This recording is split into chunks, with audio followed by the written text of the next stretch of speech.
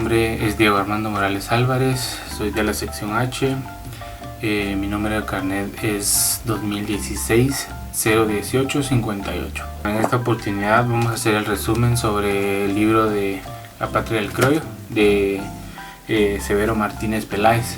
En el capítulo 1 llamado Los Criollos, pues en este capítulo nos muestra la crisis del terremoto de ese entonces, los derrumbes, edificios que serían seriamente dañados, que se desplomaron. También cuenta que había un niño que luego sería reconocido con el nombre de Francisco Fuentes y Guzmán. Sigue el capítulo y nos va describiendo la infancia de él, ¿verdad? Sobre de que por ejemplo, cuenta ahí que su abuela no lo dejaba juntarse con los indios. Fuentes y Guzmán era descendiente de personas importantes de la historia. Era un heredero de la conquista, ¿verdad? Los criollos no poseían toda la riqueza y tampoco controlaban a los indígenas en forma absoluta, ¿verdad? Pero la corona española empezó a premiar a los conquistadores. En el capítulo 2, llamado las dos Españas, supuestamente concluyó que los criollos y los españoles eran dos grupos de habitantes tan opuestos entre sí como Europa y los españoles y los franceses, por decir así, ¿verdad? Supuestamente criticaron durante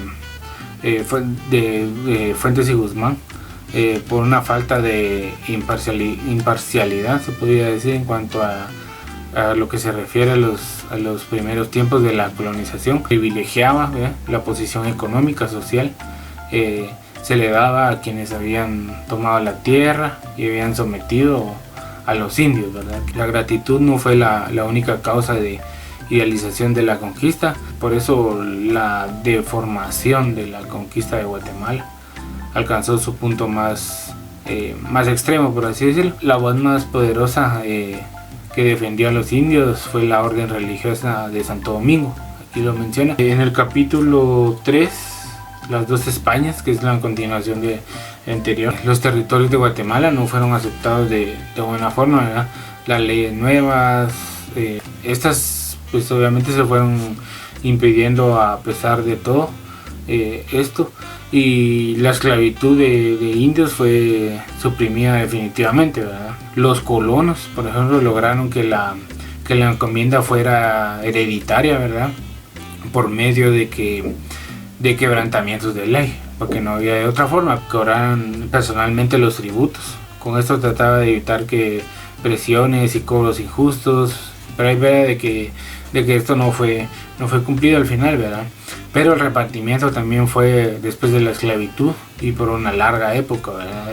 El mecanismo dentro del cual quedó conquistado el indio, ¿verdad? Al final, el mecanismo que garantizó su explotación y su posición de inferioridad pues fue don Antonio Fuentes y Guzmán, ¿verdad? Era encomendero al final, pero él tuvo una disputa al final entre los encomenderos y las órdenes religiosas, quienes exigían que se les pagara una cuota a los frailes por su servicio de enseñanza a los indios con encomienda de doctrina en la fe católica, ¿verdad? En el capítulo 4, con respecto a la tierra milagrosa, ¿verdad? Se hablaba sobre la recordación florida, ¿verdad? Que al final la recordación florida es un complejo de historia, crónica, geografía, ¿verdad?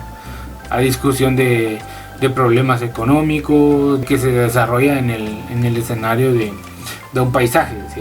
Por ejemplo, uno de los principales problemas de la sociedad guatemalteca es la administración, ¿verdad? La administración de las tierras, ya que todos están adueñados por un cierto límite de personas, ¿verdad? Por pocas personas, los cuales casi nunca se dedican de la agricultura. El capítulo 5, que es a lo que se denomina el indio, ¿verdad? Podemos observar también las diferentes clases de de familias criollas que existían, ¿verdad? Uno con mucha fortuna, otros que simplemente viven bien, pero un detalle muy curioso e importante es que parece el indio, pero viene de último, humillado, cansado, explotado, sin valor, y era precisamente el indio el centro de la vida en ese tiempo, ¿verdad?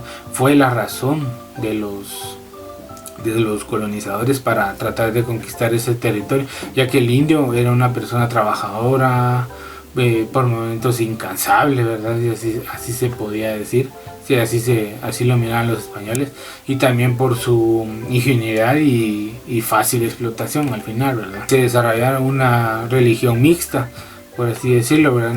Podemos decir que no fue pura, y que un factor de primer orden tiene que haber sido la tendencia hacia los indios y a mantener todas sus tradiciones, ¿verdad? Asimismo, debido a haber juzgado un papel muy importante de las circunstancias de que el catolicismo que les administró a los indígenas presentaba muchas similitudes con aspectos muy importantes de la religión que ellos tenían, ¿verdad? En el capítulo 6, que es el mestizaje y las capas medias, fueron conformadas principalmente por los primeros mestizos que nacieron justo después de la conquista, ¿verdad? Por ejemplo, el reparto y la violación de las mujeres indígenas fue un fenómeno muy frecuente, ¿verdad? Que se daba constantemente ahí, pero estaban las leyes españolas, ¿verdad?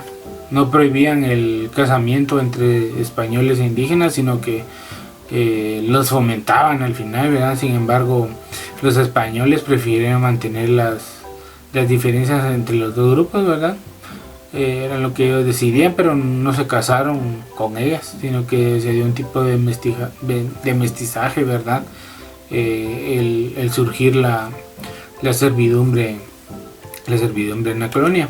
En el capítulo penúltimo, que es de los pueblos de indios, llamado pueblos de indios, cuando los españoles vinieron, por ejemplo, muchos indios se fugaron al final.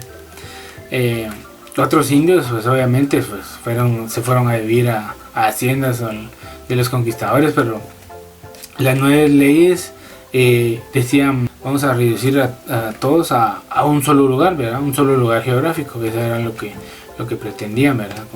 Con los pueblos de indios, ¿verdad? Y así fue como los llamaron. Pero también se había algo del repartimiento de los indios, que al final era la institución que se estableció como medio de explotación. Pero el problema del indio era que tenía una pobreza económica, una pobreza cultural, no tenían dinero ni recursos para estudiar, ¿verdad? Por eso es que los trataban tan mal, ¿verdad? Pobreza, no comían. Todo esto, decía aquí, fue durante 400 años que los indios vivieron así.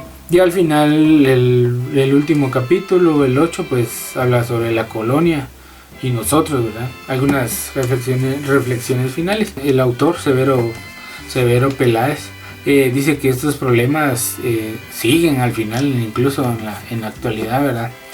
Porque en la independencia, ¿verdad? Este repartimiento siguió funcionando al final, ¿verdad?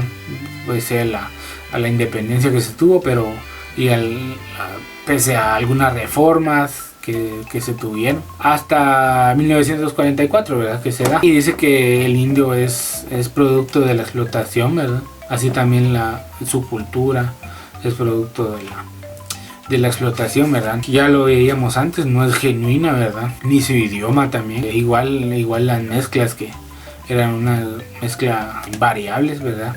¿verdad? Por los españoles. Entonces los españoles que tuvieron los beneficios eran pocos, ¿verdad?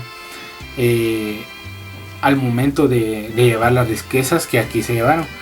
Y esto incluso dice aquí que sufrió parte de España una baja en su economía, ¿verdad? Al final el autor da las gracias por esta magnífica obra, ¿verdad? Entonces así es como concluye la patria del creo, ¿verdad? Gracias.